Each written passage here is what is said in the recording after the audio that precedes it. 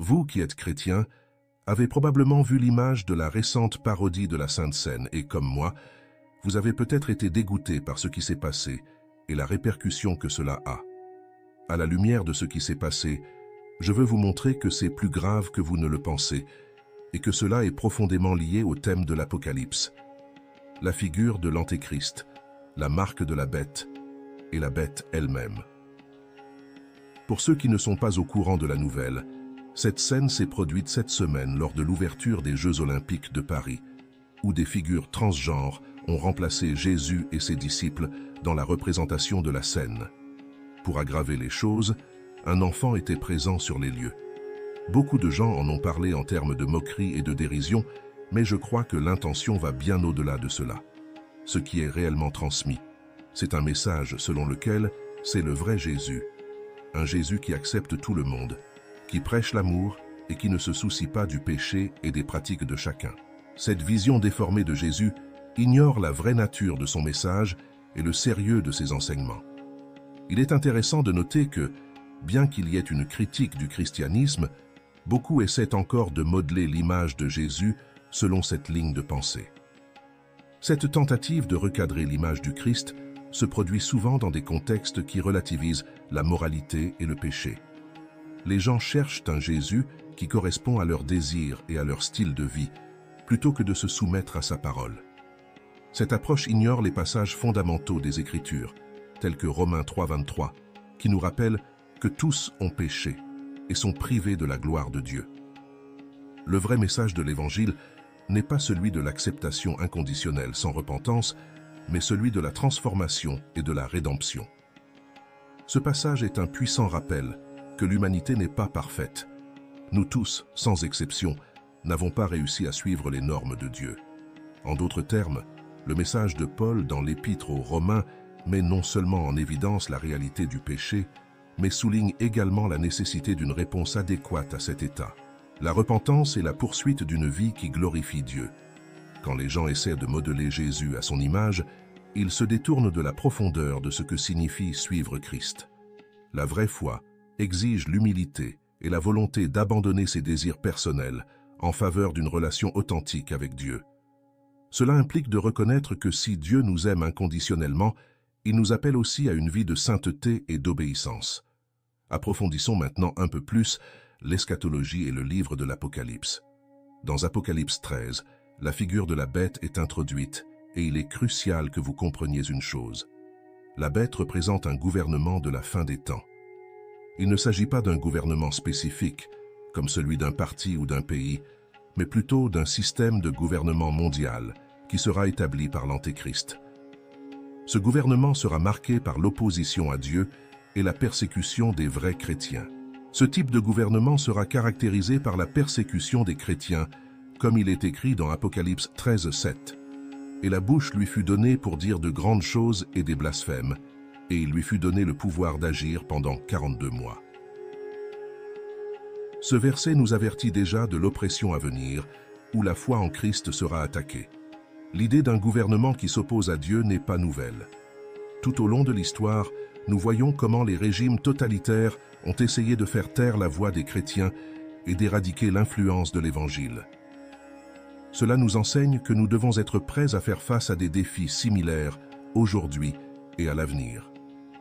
De plus, le texte révèle que tout le monde sera tenu d'adorer l'image de la bête, et ceux qui le feront recevront une marque sur le front et les mains. C'est là que beaucoup s'y perdent. Certains pensent que cette marque sera une puce ou quelque chose qui sera placé clandestinement. Cependant, ce n'est pas ce que dit le texte. Ce qu'il mentionne, c'est que la marque est intrinsèquement liée à l'idolâtrie. Vous ne pouvez pas recevoir cette marque sans un choix conscient, une acceptation délibérée. Cela est évident dans la référence de Jean à Deutéronome 6, qui enseigne aux Israélites d'avoir la loi de Dieu sur leur front et leurs mains. Tout comme cette instruction ne doit pas être prise littéralement, la marque de la bête représente une façon de penser et d'agir. Et pourquoi la marque de la bête est-elle si importante?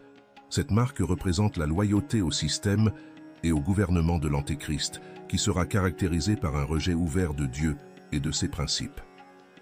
Lorsque nous regardons la société contemporaine, nous pouvons voir combien d'idéologies se consolident comme de véritables marques de loyauté. Les croyances qui défient la moralité biblique et promeuvent l'individualisme aux dépens de la vérité divine gagnent du terrain. Cela nous amène à réfléchir sur la façon dont nous vivons notre foi dans un monde qui essaie constamment de nous éloigner de la vérité. À la fin du chapitre, nous sommes confrontés au nombre de la bête, qui est 666. Dans la Bible, le chiffre 6 symbolise généralement l'homme, représentant ses désirs et ses désirs, car c'est le 6e jour que l'homme a été créé. Le fait que le nombre apparaisse 3 fois suggère que la bête représente la totalité des volontés et des désirs humains qui s'opposent à Dieu. Cette répétition est une forte indication de l'intention de l'Antéchrist de séduire les gens avec des promesses de satisfaction personnelle et de réalisation de leurs souhaits. Cette idéologie sera promue comme une prédication du plaisir d'abord, où les sentiments et les désirs individuels devraient être prioritaires par-dessus tout. La société d'aujourd'hui en voit déjà les effets, dans un monde qui valorise de plus en plus l'expression de soi et la satisfaction immédiate. Les gens sont amenés à croire que leurs désirs doivent être assouvis à tout prix. Cette pensée s'infiltre dans tous les domaines de la vie, de la morale à la sexualité, et crée un environnement dans lequel le péché est non seulement toléré, mais aussi encouragé. Si la Bible dit quelque chose de contraire à ce que je veux, alors selon ce point de vue, la Bible est fausse. L'Antéchrist et la bête ne viendront pas prêcher un régime d'oppression explicite, mais plutôt promouvoir un faux amour et une acceptation du péché comme mode de vie. Par exemple, si quelqu'un souhaite tromper son conjoint, il peut faire valoir que personne ne devrait critiquer son testament. Cette personne cherchera des faits qui justifient sa trahison. Dans le même sens, si quelqu'un cherche de la pornographie, il n'y aura pas de place pour le jugement parce que c'est sa volonté. Pour cette personne, il ne fera aucun mal. Ainsi, cette forme d'amour libérateur peut sembler attrayante, mais en réalité, elle piège les gens dans un cycle de péché et d'insatisfaction. Au lieu de trouver la vraie liberté et la satisfaction en Christ, ils finissent par se détourner de la véritable essence de l'amour de Dieu, qui comprend la repentance, la restauration et une nouvelle vie. Par conséquent, cette dynamique d'expression de soi incontrôlée et d'acceptation du péché non seulement déforme l'image de Dieu, mais empêche également les gens de faire l'expérience de la paix et de la joie véritable qui viennent de vivre en conformité avec sa volonté. La manipulation de l'amour et de l'acceptation pour justifier des pratiques contraires à la volonté de Dieu est une stratégie astucieuse de l'ennemi. Comprendre cette dynamique est essentiel pour différencier les stratégies subtiles que l'Antéchrist utilisera pour tromper même les plus fervents dans la foi. Et c'est là que se pose la question. Comment les chrétiens peuvent-ils se protéger contre cette séduction? La réponse réside dans un engagement profond envers la parole de Dieu. C'est par l'étude de la Bible et la prière que nous sommes fortifiés et habilités à résister aux mensonges qui imprègnent la culture. Face à tout cela, il est crucial que les chrétiens s'arment de la vérité biblique et ne se laissent pas tromper par ces idéologies qui peuvent sembler inoffensives, mais qui tentent en réalité de détruire les fondements de la foi. L'apôtre Paul nous avertit dans 2 Timothée 4:3-4, « Car le temps viendra où ils n'endureront pas la saine doctrine, mais ayant les oreilles qui démangent, ils s'amasseront des docteurs selon leur propre convoitise et détourneront leurs oreilles de la vérité et retourneront aux fables. » Ce passage nous alerte sur une réalité qui se manifestera dans les moments difficiles, où les gens ne seront pas disposés à écouter et à accepter la vraie doctrine de l'Évangile. L'expression « ils ne supporteront pas la saine doctrine » reflète une résistance croissante à la vérité biblique. Tout au long de l'histoire, l'Église a été confrontée à des défis, mais Paul prévoit une période où le rejet de la parole de Dieu deviendra encore plus prononcé. Ce phénomène est motivé par le désir humain de rechercher des enseignements qui s'alignent sur ses propres désirs et désirs, ce qui est décrit comme des « oreilles qui démangent ».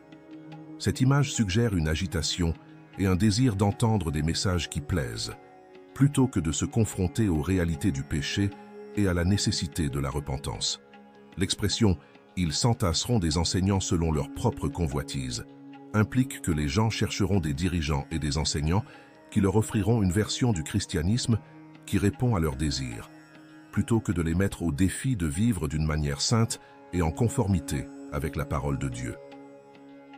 Ce choix délibéré d'ignorer la vérité en faveur de fables et de doctrines déformées peut conduire à la décadence spirituelle et morale, créant une communauté de foi qui s'éloigne des fondements de la véritable doctrine chrétienne. Le résultat de ce rejet de la vérité est clair. Ils détourneront leurs oreilles de la vérité et reviendront aux fables.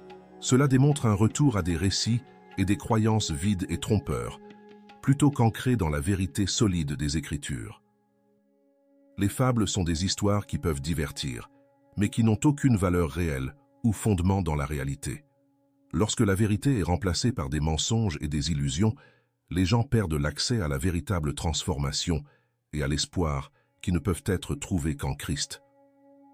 En fin de compte, nous sommes appelés à être la lumière au milieu des ténèbres. En tant que chrétiens, nous avons la responsabilité de vivre selon les principes de Dieu, même lorsque la société nous pousse à nous conformer. Il est essentiel que nous partagions le vrai message du Christ, qui n'est pas une acceptation aveugle du péché, mais plutôt une offre de rédemption et de transformation. Dans Jean 8,12, Jésus déclare « Je suis la lumière du monde. Celui qui me suit ne marchera jamais dans les ténèbres, mais il aura la lumière de la vie. » En s'identifiant comme la lumière du monde, Jésus nous offre une compréhension claire du but de sa venue. Apporter la clarté et la direction dans un monde rempli de confusion et de ténèbres spirituelles. L'expression « lumière du monde » implique que Jésus est la source de la vérité, de la sagesse et de l'espérance. Tout comme la lumière dissipe les ténèbres, la présence du Christ dans nos vies a le pouvoir d'éclairer les zones les plus sombres, révélant ce qui est vrai et essentiel. Ceci est particulièrement pertinent à une époque où beaucoup sont perdus au milieu de philosophies trompeuses et de doctrines déformées. La lumière que Jésus offre non seulement nous guide, mais aussi nous transforme, nous permettant de vivre d'une manière qui glorifie Dieu. Choisissez lorsque Jésus déclare que « Celui qui me suit ne marchera jamais dans les ténèbres ».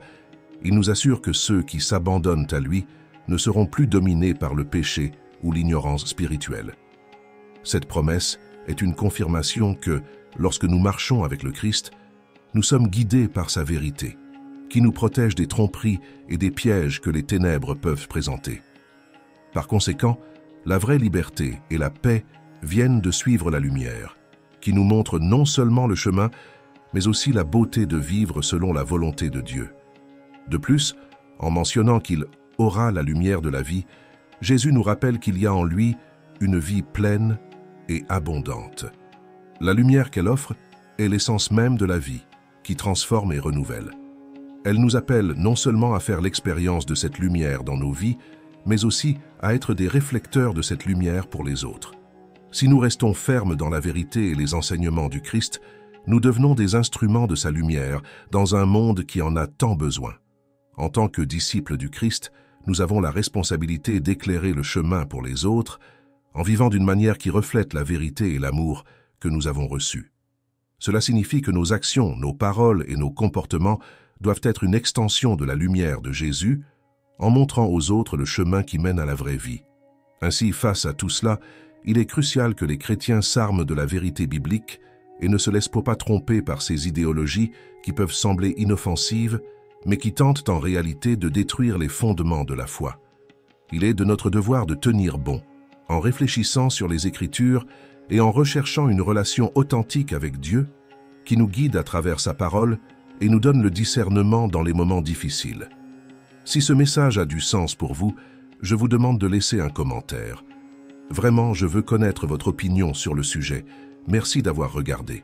Câlin et restez avec Dieu. De ne pas être lésé, et vous ne vous sentirez pas lésé. Ne vous sentez pas lésé, et vous ne le serez pas. Et si vous êtes arrivé jusqu'ici, commentez. Gratitude. De cette manière, vous confirmez votre désir de changer pour le mieux. Merci encore d'être là.